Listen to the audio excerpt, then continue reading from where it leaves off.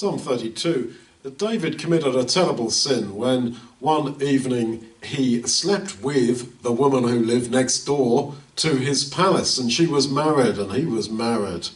But then he went and got her husband killed, even though her husband had been one of his most loyal, faithful supporters. And there was no sacrifice to atone for that sin, but God forgave David by grace, as he says several times. I should have died, but I didn't because of God's great grace. And here in Psalm 32, he reflects about himself. Blessed is he, that is, me. Blessed is he whose iniquity is forgiven, whose sin is covered. Blessed is the man to whom Yahweh does not impute iniquity. Those words are quoted in the New Testament in Romans 4, but they are changed, just one word. Blessed is he, that's David, it gets changed. Blessed are they whose sins are forgiven and covered, and to whom the Lord does not impute iniquity. And at the end of this Psalm 32, having talked about his own wonderful experience of God's grace, he says, because of this, everyone who is godly will pray to you in a time when you may be found.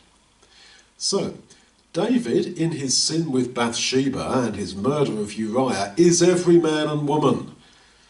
We have all sinned and been condemned, but the verdict has been changed by grace.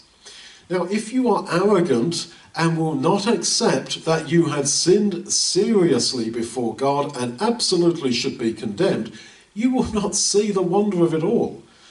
You will not get that flame of praise that David has here, that deep humility, that burning desire to serve God, unless you have been brought to your knees by sin. And don't scratch your head and think, well, what have I done wrong? That is where the Bible needs to bite. And you need to see that, wow, this is how I should live, should have lived, should have been thinking, and I did not. I sinned time and again terribly, and the wages of sin is death.